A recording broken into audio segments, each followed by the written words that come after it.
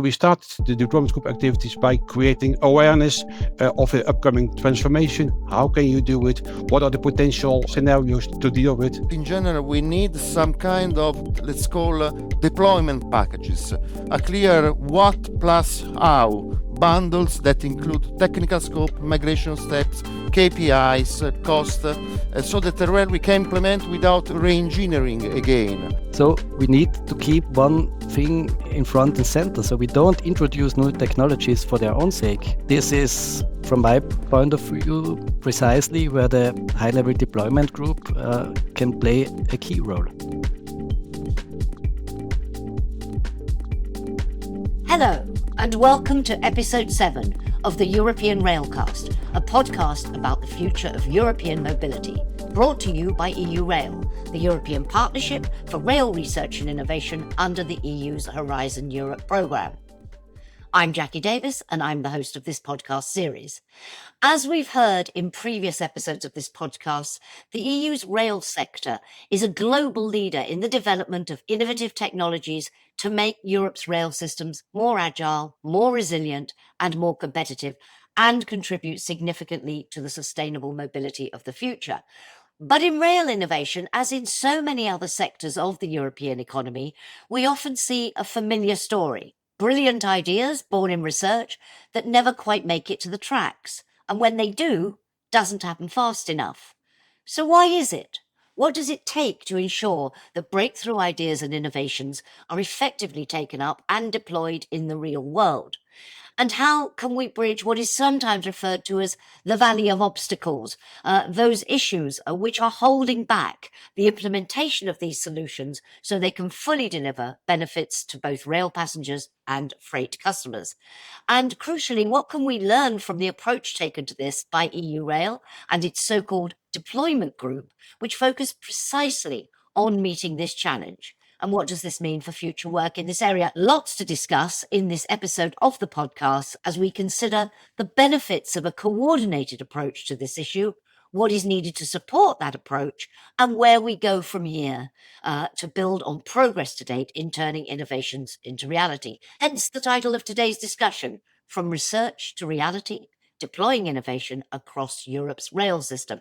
I am delighted to welcome to discuss this with me Karel van Gils, who is Senior Programme Manager at Europe's Rail, Davide Pifferi, who is a member of Europe Rail's Governing Board and responsible for the coordination and management of Europe's Rail and European Research and Innovation projects at Ferrovie dello Stato Italiane, and Christian Sagmeister, Head of Railway Systems at ÖBB-Infrastruktur Railway Systems and a member of Europe Rail's high-level deployment group. So, we have heard a lot in previous episodes about how innovative this sector is, how it is leading in developing the innovative technologies needed for radical transformation. But Karel, perhaps I could come to you first in terms of why is it that problem we mentioned, that familiar story, that so often we're good at developing the solutions needed for that agility, resilience and competitiveness and sustainability, but much less good when it comes to fostering their take-up and use. Why are some innovations not being fully deployed, in your view? We do a lot of innovations and work into innovations and building new systems. But we also are a sector, the railways, with assets with a long lifespan. So when you look at our vehicles, when you look at the infrastructure, most of them are over 20, 30, 40 years old. So to step into a fast, simple and cost-effective deployment, you have to consider that.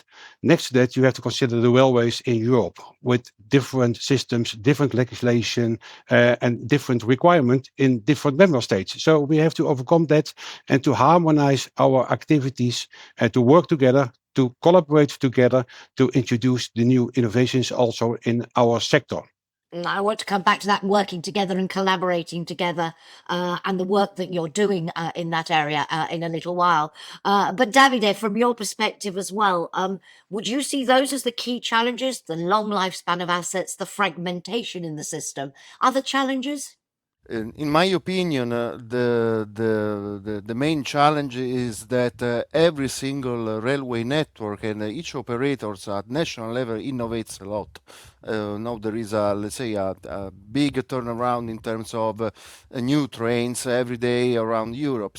The real problem for me, and when we want to scale up this approach at the European level. This is intrinsic in the single European railway area concept, and this is why we are here in order to scale up this approach at the European level. So when we enter into this domain, we have to face a number of national rules, national constraints that must be harmonized between across Europe. And I think this is the main point, because this is for me the biggest challenge, and it takes time, and it needs a big coordination, and this is why we are here. This is part of our effort.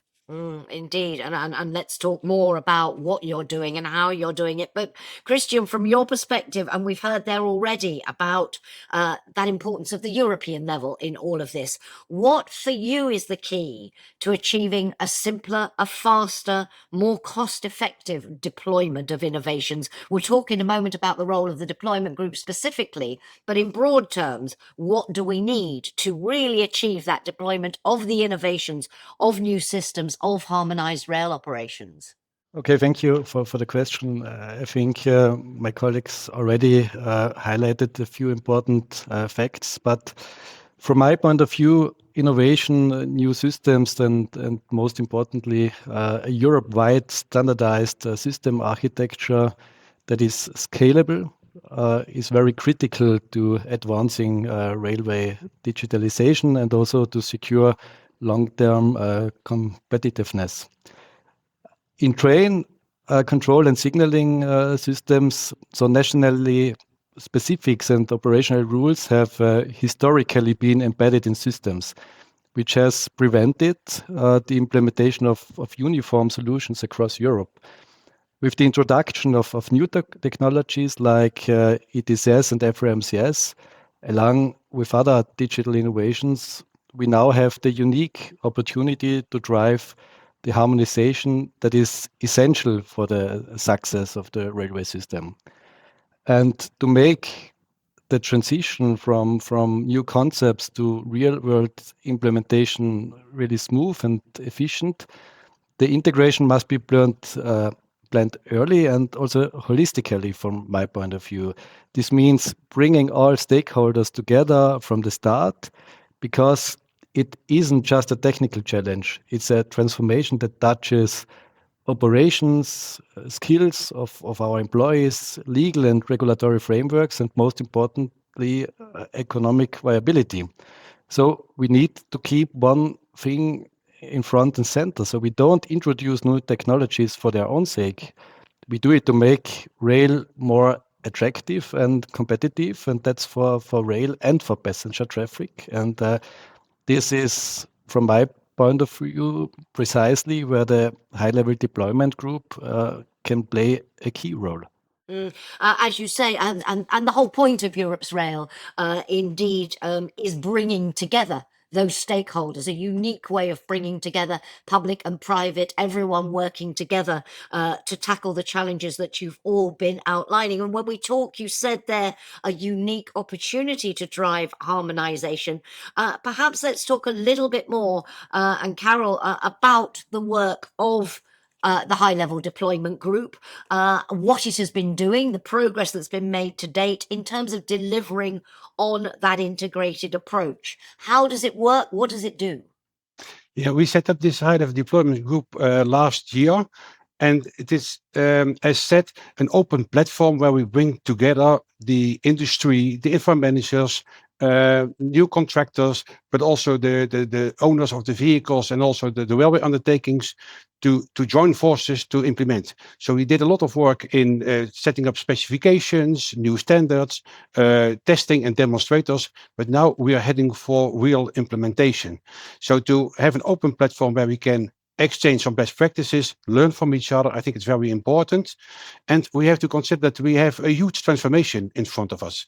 As already said, we are now transforming towards a new signaling system, but also a new radio communication system. So we have, in a limited time frame, we have to deal with retrofitting for over 40,000 vehicles, for example. So to coordinate these activities, not do it all in the same time, but also coming from paper testing to real implementation, and how does it work, is very important. So we start the deployment group activities by creating awareness of the upcoming transformation. How can you do it? What are the potential scenarios to deal with, etc. So we started with awareness, knowledge, and getting a better insight in the upcoming way how to transform these big programs. So a real acceleration, if you like, in your focus on this area, Davide. And how do you see the work of the group? And it sounds as if one of the key things that you're doing through the group is really looking at what's the challenge for deployment in different contexts, in different countries, and how to meet them. So you understand the backdrop to that deployment challenge. Would that be right? Yes, let's say when we talk about the high-level deployment group, the first mission is just to support the governing board in order to scale up, improve, make this adoption faster. So if we now have this subgroup concerning FMCS, and I think this is an important topic that we are facing right now. And let's say that for me the biggest challenge is just, for example, synchronizing FMCS with the 5G basic successor of GSMR, with the ERTMS upgrades, or under tight timelines, and even uneven national starting point. This is what I said before. We also need, I think, stable baseline to industrialize at scale, efficient authorization that protect the installed base, cross-border telecommunication and spectrum coordination, and cybersecurity by design, which is another requirement we need to take into account. Also, I think it's help also clear TSI updates, harmonized interface, template procurements, a lot of things, and this is why we are working on it. And this subgroup is providing all this information that are quite important, because I believe that knowledge is the best, let's say, starting point to be shared in order to speed up the implementation. And create awareness. This is what was Karel said before, because otherwise we enter into a long story. For example, ERTMS, where all these things were deployed and start deployed in the past without this synchronization. So I would say the key word is synchronization across all the actors in terms of everything: processes, authorization, TSI specification, and finally also believe also funding. Don't forget that we are more than 2,000, I think 2,000, more than 100,000 kilometers of railway lines across Europe. So that must be equipped with whatever innovation we need to deploy. So huge investments required. Yes, and we talked about that in a previous episode of the podcast, when we talked about the future of public-private partnerships and where the money, what money is needed, and how it needs to be spent. But Christian, you talked about that importance of a holistic approach, that bringing together of the stakeholders. And broadly, of course, that's what Europe's Rail about. How do you specifically see the role of the deployment group and the work that it is doing, and the main challenges that lie ahead? Do we need other things? I mean, we talked there about funding, changes in legislative frameworks, greater focus on standardization work. What sort of things do we need to build on progress to date? If we talk about that, it's also important to talk about the challenges. And I think the biggest challenge is balancing the different priorities. So I work for infrastructure manager, railway undertakings, industry, but also other stakeholders often have distinct operational needs. But our shared goal in the end must be interoperability and cost efficiency. So what we need is a European-wide roadmap with transparent timelines and compatibility statements from the industry, and as already mentioned before, stability of the CCS DSI.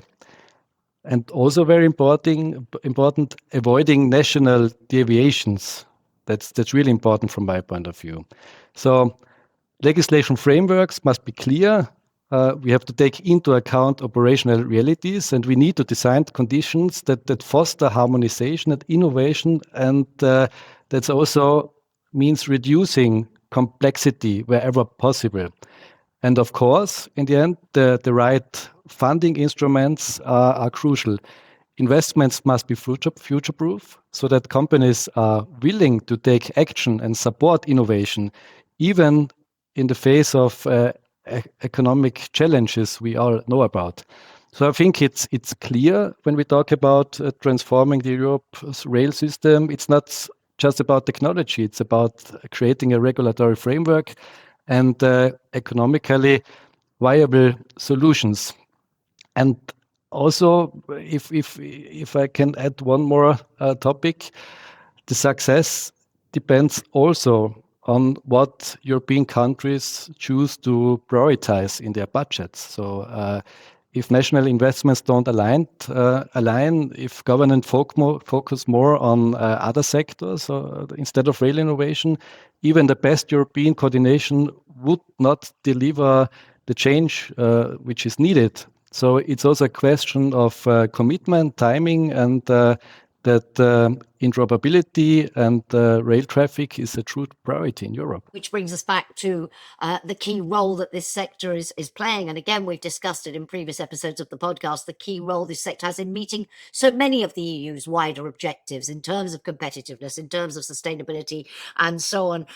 But Karel, from your perspective, the main challenges that you see as we look to build on the progress through this system-wide collaboration, would you echo what we've heard from Davide and from Christian? Are there other things that you would add?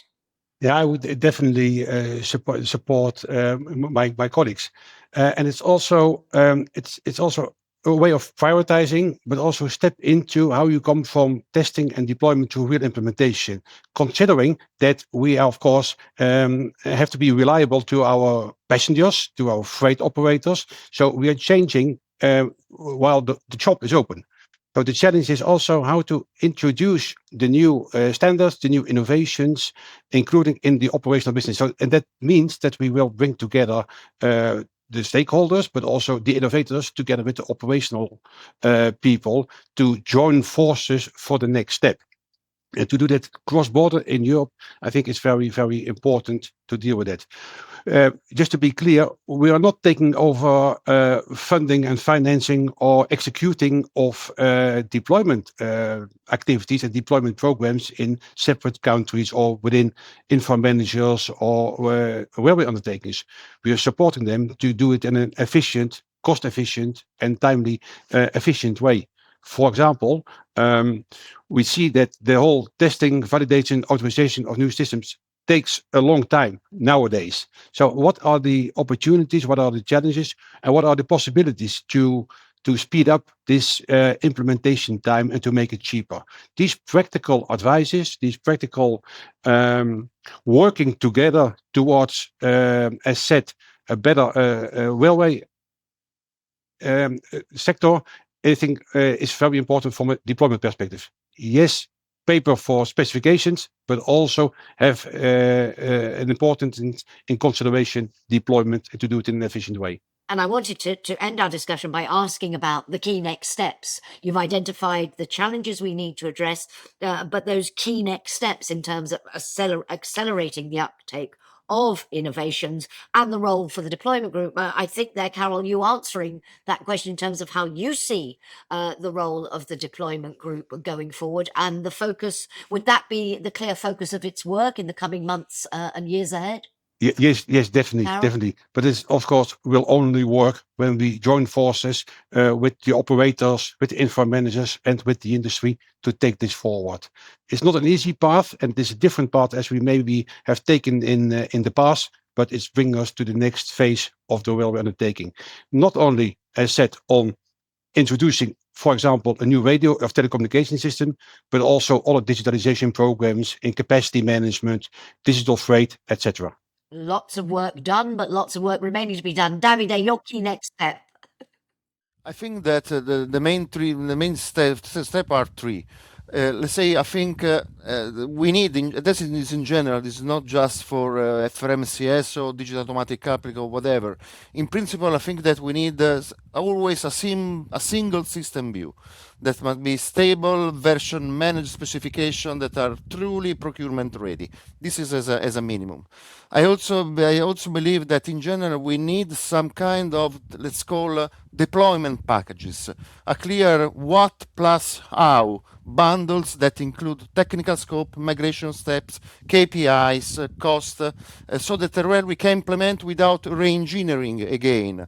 No, the work that is done together, and in particular how to do this. This is quite important. This is closely related with what we said before. For example, on national level, how you implement a certain specification is very important. And finally, I think that we need also a clear European level coordination in Europe, across Europe, and between member states. Synchronization, I think, that is a key topic. Is something that is very important. Otherwise, no, we can study, we can provide a lot of things, even let's say even products, but without this step, everything will be very difficult and very long. Thank you very much. Christian, a final word from you on key next steps. Yeah, I would like to talk about collaboration, because I think so no single stakeholder can deliver this alone. And of course, the European organization, European Commission, must lead in providing a migration framework that offers clarity. That's for sure from my point of view. But it's also, if we talk about the high-level deployment group, that it's very important that there is an active participation of all stakeholders. Because only when we understand different perspectives, we can take them into account, and we can ensure that innovation delivers real value. So collaboration is not optional from my point of view. It's the foundation for interoperability and for efficient rail system, which meets the requirements for passenger and freight traffic. Which is what, of course, Europe's Rail is all about. Thank you so much for sharing your insights with us today.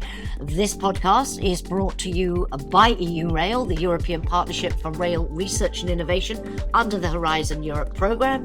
EU Rail aims to deliver a high-capacity, integrated European railway network by eliminating those barriers we've been talking about to interoperability, providing solutions for full integration, and achieving faster uptake and deployment of innovation through funded projects.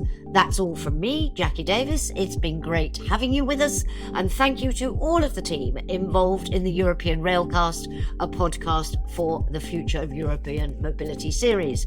Stay tuned for upcoming episodes. Thank you very much, and goodbye.